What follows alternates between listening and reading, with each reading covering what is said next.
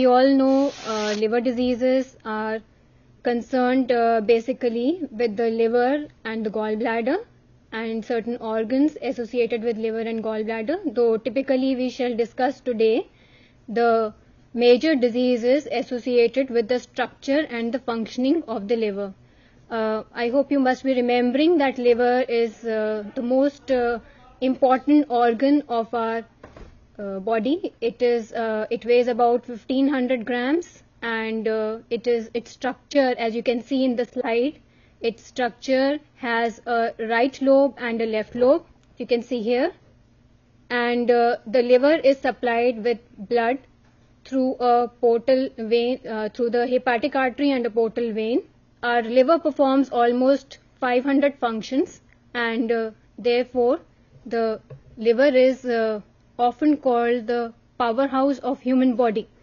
The major functions of liver include metabolism of carbohydrates, protein and fat, storage, activation and transport of several vitamins and minerals, formation and excretion of bile, and therefore it has an important role with the proper absorption of fat, conversion of ammonia to urea, and soon we will be discussing how this important function of liver, if not performed properly, can result in diseases such as cirrhosis and hepatic encephalopathy, metabolism of steroids, detoxification and selective filtration. Whenever we have to assess a patient as to what kind of a liver disease the patient is suffering from and how severe the disease is, because that is the major crux behind which, the major foundation behind which we shall determine as to which nutrients should we restrict or provide in adequate quantities or above the RDI for a particular patient who is entering into a clinic or is hospitalized. So the major liver function tests that must be remembered include those of hepatic excretion. These include the total serum bilirubin, which includes the direct and the indirect bilirubin. Then comes the serum bile acids, the urine bilirubin and the urobilinogen. Apart from the hepatic excretion tests, we have the cholecystasis tests. These include serum alkaline phosphatase, a very popular test. Then we have leucine aminopeptidase, 5-nucleotidase and gamma glutamyl transpeptidase. We have certain other tests which are tests of hepatic enzymes. These include SGPT, SGOT, which you must be very familiar with them. Then we have serum lactate dehydrogenase. There are also tests which help us in analyzing and estimating the serum proteins which are being synthesized by the liver, and these are indicative, for instance, the prothrombin time. Then we have the serum albumin, serum globulin, partial thromboplastin time, mitochondrial antibody, anti-nuclear and smooth muscle antibodies. There are certain miscellaneous liver tests which become important in identifying a specific liver disease or a deficiency of a particular nutrient because of liver malfunction, such as serum ferritin. This is particularly important in case of liver cirrhosis. We have ammonia. It is important, of course, as we know, for liver cirrhosis and hepatic encephalopathy. Then we have alpha antitrypsin, ceruloplasmin, alpha fetoprotein, and specific tests for viral hepatitis. The tests for viral hepatitis are very frequently done to find out whether it is the liver disease is because of an infection or it is a non-infectious cause. Now, some of the most common liver disorders which we come across most frequently include the hepatitis, the fatty liver, liver cirrhosis, encephalopathy, hepatocellular carcinomas. There are several of them. I am just grouping them together. Hepatic amebiasis.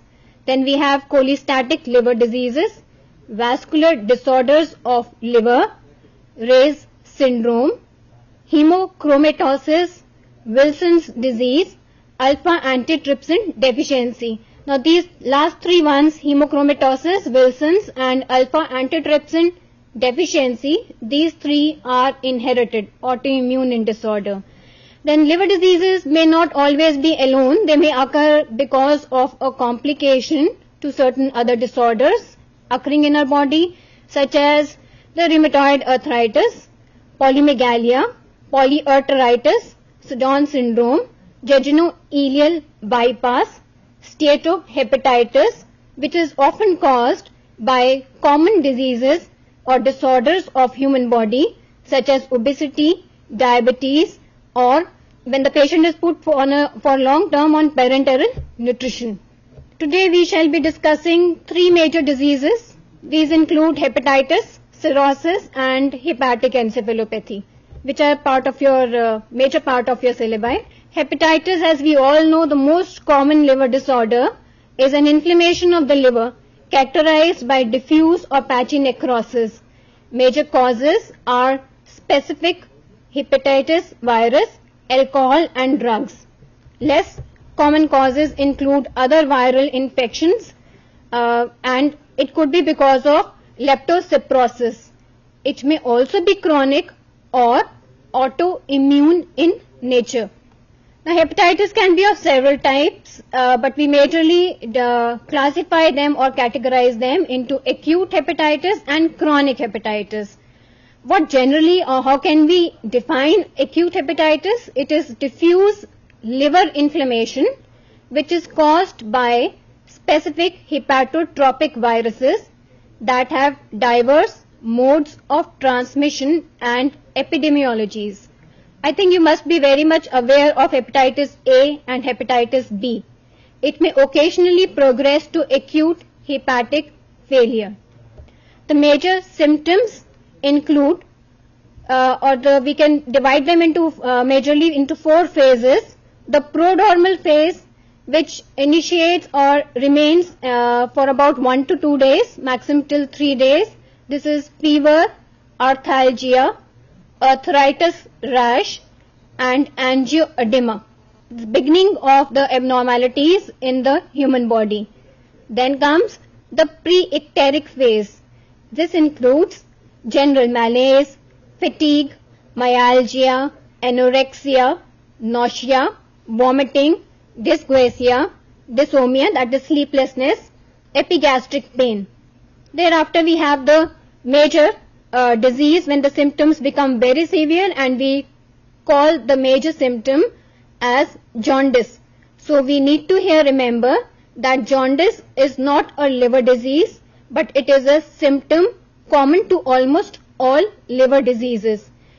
Jaundice actually refers to when a patient has above normal serum bilirubin levels, because the remnants of RBC cannot be excreted through the normal route due to liver malfunction, and hence there is yellowness of the sclera of the eyes, the skin, there are clay colored stools, and pale yellow or deep yellow to orangish yellow colored urine excretion. Thereafter is the rehabilitation or the recovery phase, which is known as the convalescent phase. This includes mildness of symptoms associated with jaundice, and other symptoms such as malaise, fatigue, weakness, weight loss, these all begin to reduce, and there is gradual recovery of the patient. At this time, if proper nutrition is provided and proper medications are provided to the patient on time, we can almost always prevent the possibility of future progression of liver diseases. If this is not handled properly at the proper time, then it results or it can result into a chronic liver dysfunction.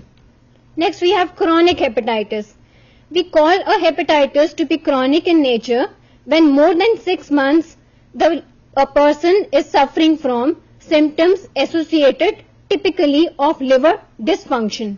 So we can define it as a hepatitis which commonly occurs due to hepatitis B and C virus or because of autoimmune mechanisms and drugs.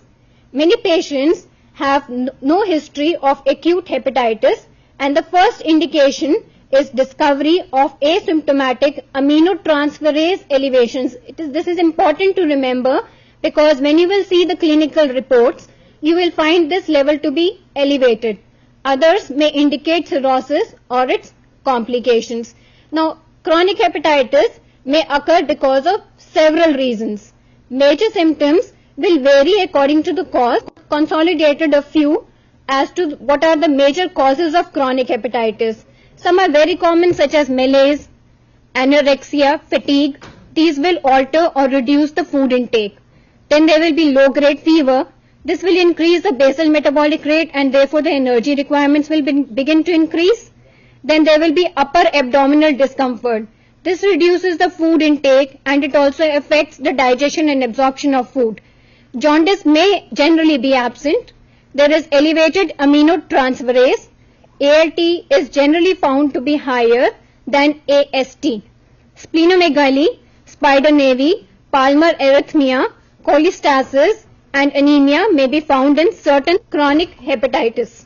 Now next most common one and a little difficult to handle for a nutritionist is liver cirrhosis.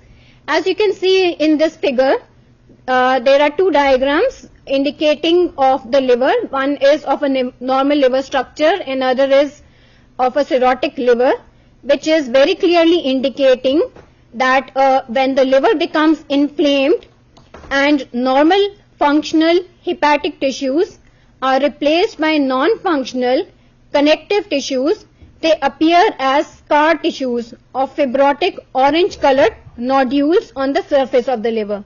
A very characteristic identifying feature that the patient is suffering from liver cirrhosis. Now the major symptoms of liver cirrhosis can be divided into the external physical examination of the patient and those associated with the metabolism of the body. Of course, we cannot divide them into two with a line because whatever external symptoms will appear in the patient are ultimately the result of the metabolic dysfunction in the body. When we examine the patient externally, physical examination will clearly indicate ascites. There will be asterixis. The patient will not be able to speak properly. There may be a flapping tremor in the speech.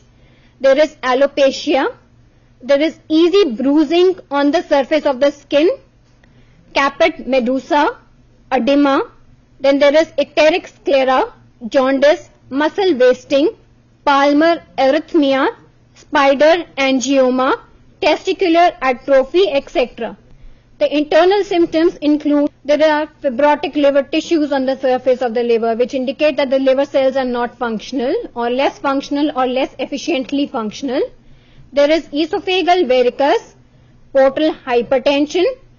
Then there is hepatorenal syndrome. This is associated with portal hypertension when the circulation of liver is not normal.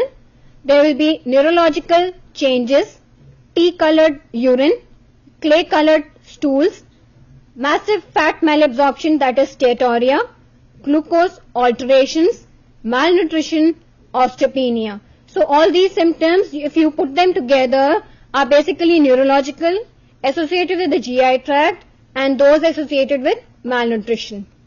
Now next comes as to what is hepatic encephalopathy. If cirrhosis is not treated properly, it can progress to hepatic coma or hepatic encephalopathy. Encephalopathy literally means dysfunction of the brain or nervous system. When there is dysfunction of the brain or nervous system because of a hepatic or a liver disorder, we call it as hepatic encephalopathy. This is a type of end-stage liver disease characterized by degenerative changes in the brain and nervous system due to failing detoxification function of liver, causing accumulation of ammonia in blood. It often is associated with bypassing of hepatic circulation. This is very important because this is the major reason why hepatic encephalopathy patients often have elevated blood ammonia levels. Ammonia is not converted to urea and we all know ammonia is toxic to our brain. Now there are 4 stages wherein we can identify a patient for the severity of hepatic coma, or we can classify the symptoms into 4 stages. Stage 1 includes mild confusion, agitation, irritability, sleep disturbances, decreased attention. These symptoms are very similar to those of severe liver cirrhosis, and often severe liver cirrhosis progresses into a mild hepatic coma. Stage 2 includes lethargy, disorientation, inappropriate behavior, and drowsiness. Stage 3 includes that the patient will be very lazy, somnolent, but when we will touch the patient or ask something, he or she would be arousable. Whatever the patient will speak, we will not be able to comprehend it properly. The patient's behavior will be very confused and aggressive because of inability to communicate efficiently. Stage 4 includes severity of these symptoms and ultimately death because of when ammonia has entered brain in large levels and has interfered with the normal functioning of the brain, causing severe neurological symptoms. Now, when a patient comes to us suffering from a liver disorder, the major objective of a nutritionist is to treat the patient properly so that the progression of the liver disease is attenuated, and if feasible, we are able to regress the disease. This is actually a challenge when liver disease becomes more severe in nature and when it gets converted into liver cirrhosis and encephalopathy. Hepatitis is comparatively easier to handle and is less challenging to the field of nutrition. Now, when a patient comes to you, how will you analyze that the patient is suffering from how severe the liver disease is, or how will you identify that what should be his nutrient requirements? For this, we have developed a subjective global assessment tool. If you can see on the slide, it has certain major features or characteristics if they are taken care of, we can easily identify that the patient is suffering from these particular features or characteristics or symptoms, and therefore the patient is suffering from such and such severity of a particular liver disease. For instance, if we have the case file, we can observe the weight changes. This becomes very important and very challenging because liver cirrhosis patients can have ascites and edema. So when there is ascites and edema, it is very difficult to identify or to calculate the actual body weight of the patient because there will be fluid retention. Hence, if we can find out from the caretakers, from other family members, what used to be the usual body weight of the patient prior to suffering from X liver disease, it becomes very useful to identify the degree of malnutrition if it has happened in the patient. But we must ensure that we do not ask the patient to step on a weighing scale when he is suffering from ascites and edema, because we will come across a wrong weight of the patient. This can be accompanied by identifying whether the patient is eating properly in adequate quantity or not. Are there any taste changes? Is there any change in the satiety? Because many liver patients do not feel hungry. They have change in taste sensations and therefore they have a low appetite, and that could be a cause of malnutrition. A dietary recall, particularly a 24-hour dietary recall, can be very helpful, and we also need to know whether there is persistent GI problem, particularly diarrhea, because even if the patient is eating properly and there is malabsorption, it can very often result in malnutrition in the patient. Then we can see physically, we can examine the patient, particularly the arms and the legs, and the neck portion will clearly indicate whether there is muscle wasting, how much is the adipose tissue store. We can do the skin fold thickness if we have adequate expertise over this, and we must see whether the patient is suffering from ascites and edema. Then through the clinical reports, we should find out what are the major existing symptoms.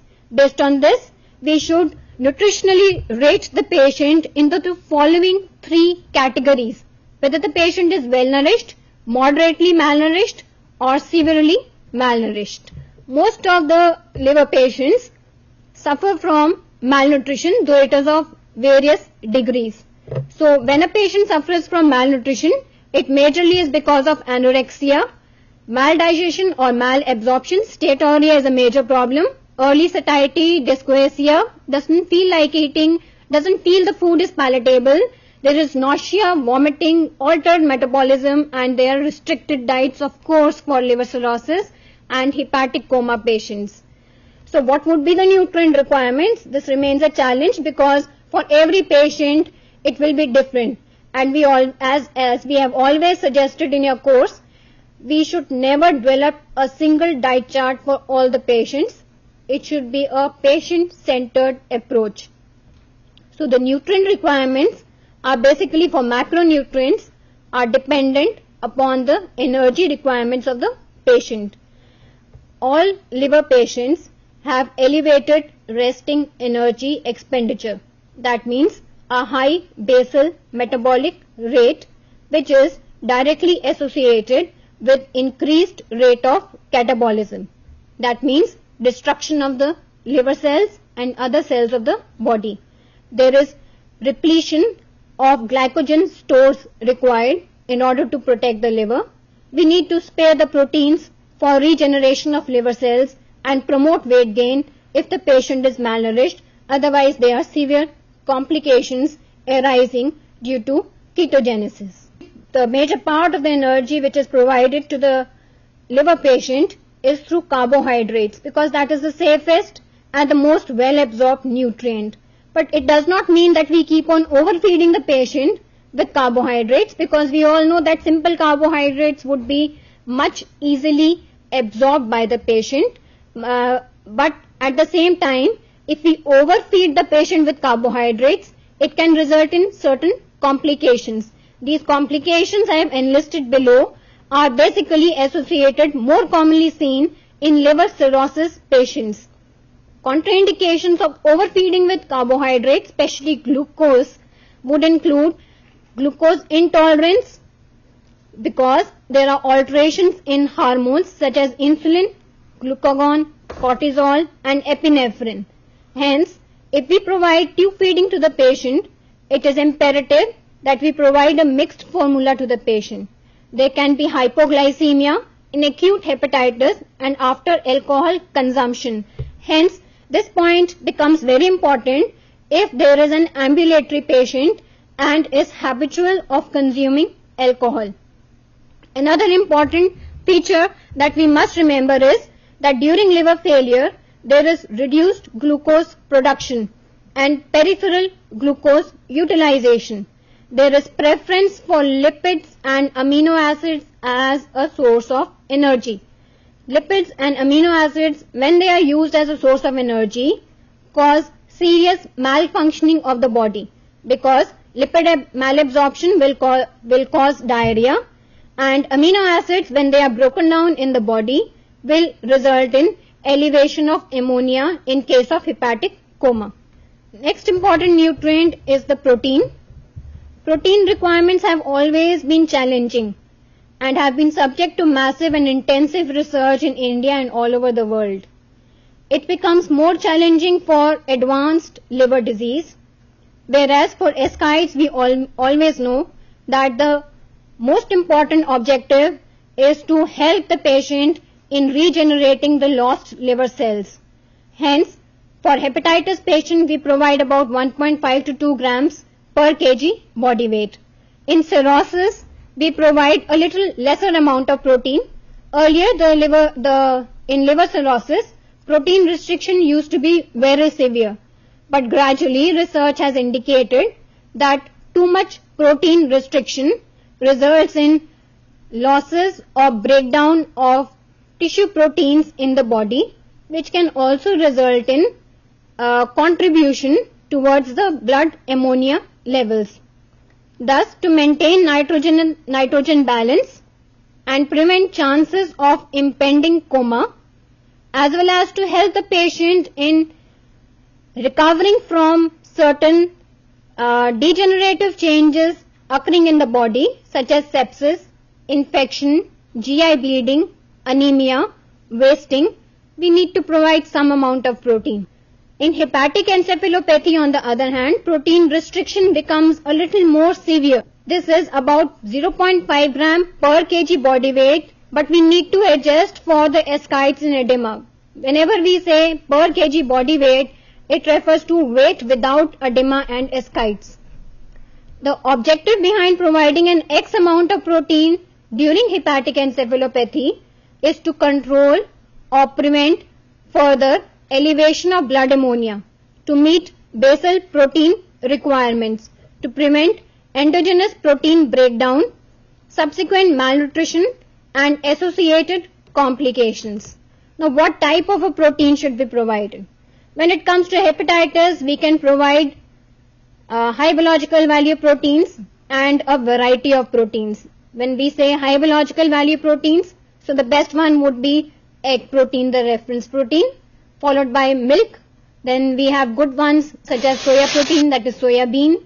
Now we have in the market whey protein, which is easy to digest and very good. It has a very high amount of essential amino acid content.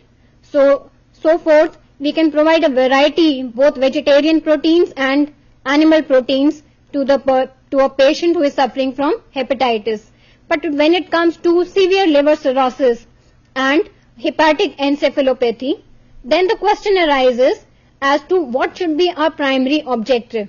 Providing X amount of amino acids to build muscles, to build liver tissues, and to replete all the reserves of the body associated with amino acids, or to survive the patient till recovery is feasible.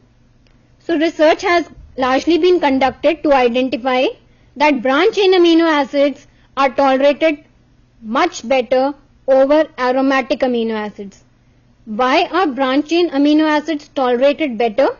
Because they enhance the uptake of aromatic amino acids by muscles. They increase protein synthesis in muscles. They increase hepatic protein synthesis. They reduce cerebral aromatic amino acid levels by competing for a common transport system across the blood-brain barrier. This fourth point is very important because it will help in attenuating or reducing the severity of neurological symptoms arising in hepatic coma patients. Now we can see here which amino acids should commonly be altered in liver diseases. As you can see, the aromatic amino acid should be altered or should be avoided. That is tyrosine, phenylalanine, free tryptophan. Branch chain amino acids should be given adequately. These include valine, leucine, isoleucine. Then there are certain amino acids which increase the ammonia level in the blood to a great extent, such as glycine, serine, threonine, glutamine, histidine, lysine, asparagine and methionine. Methionine is particularly important because it is an essential amino acid. From where will we get good amount of branch chain amino acids, and what should we avoid in the patient's diet to restrict aromatic amino acids? Generally, research has indicated that mixed protein diets are better tolerated. Vegetable or plant proteins as well as casein is always better tolerated over animal protein, particularly meat protein. Plant proteins are low in methionine and ammonogenic amino acids, but rich in branch chain amino acids. The high fiber content of a plant protein diet may also be beneficial. This is particularly so in case of hepatic encephalopathy patients. Next comes another important nutrient, that is fat, because fat malabsorption is very high in all liver disorders. There is severe to mild steatorrhea in most patients suffering from liver diseases. But we cannot restrict the fat to a great extent if we are restricting also the protein. And we must also remember that fat, in addition to being a very rich source of energy, it makes the food nutrient dense and palatable. And when a patient is anorexic and there is myalgia, it is important to give good amount or at least adequate amount of fat to the patient. But what type of fat should we give? That is emulsified fat and medium chain triglycerides. Now from where to get medium chain triglycerides? You can get them in the form of nutrition supplements available easily in the market from a chemist, or liquid MCT supplements. Approximately when you plan a diet, you must remember that about 15 ml of liquid MCT would provide approximately 115 kilocalories of energy. Thus, when we plan a diet for a cirrhotic patient or those suffering from encephalopathy, they can be given liquid MCTs instead of simply using visible sources of any type of fat. Now, the next important part of the diet would be finding out which vitamins need to be given adequately. Generally, you would observe that there is deficiency of almost all fat and water soluble vitamins. How can you identify? Here are a few symptoms which you will be able to see in the patient. And why do vitamin deficiencies occur? They occur because of steatorrhea, that is malabsorption or diarrhea, drugs and alcoholism. And here we can find that if a patient is suffering from dermatitis, night blindness, osteomalacia, edema, peripheral neuropathy, or there is excessive or easy bleeding, as I discussed with you that the person begins to bleed easily in cirrhosis, then it is an indication of deficiency of fat soluble vitamins. Then we have water soluble vitamins, B6. You would be easily able to see mucous membrane lesions. These are important for finding out whether the patient would in future, or is the patient at a risk of suffering from infections. B12 is particularly important in case of severe cirrhosis and hepatic encephalopathy because it is associated with, the deficiency is associated with CNS dysfunction. Folate is associated with anemia and irritability, niacin with dermatitis, inflammation of mucous membrane, and thiamine with neuropathy and central nervous system dysfunction. Then we have certain minerals, the deficiency of which may make a particular liver disease more aggressive. These mineral deficiencies are seen more frequently among liver cirrhosis and hepatic encephalopathy patients. These include zinc, magnesium, iron and phosphorus. Zinc of course becomes very important because nowadays lot of studies are being done on zinc and selenium as they are associated with wound healing, protein synthesis and immunodeficiency. Then we have of course iron deficiency would be very common whenever there is capillary fragility and there is GI bleeding.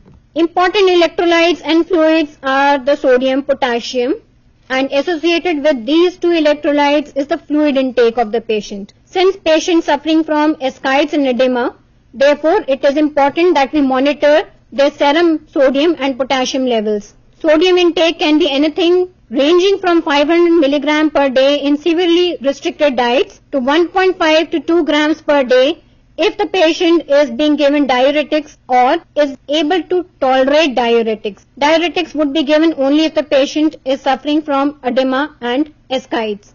We generally avoid a 500 milligram per day restriction because it makes the food highly unpalatable.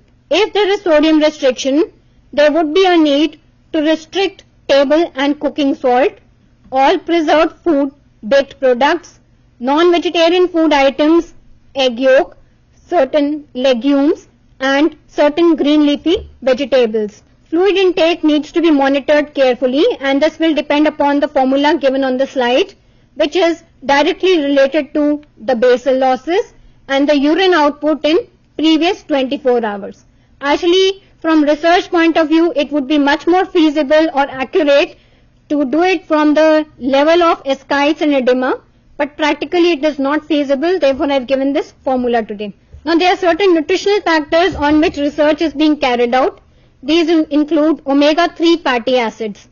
Omega-3 fatty acids have been found to be protective for the liver.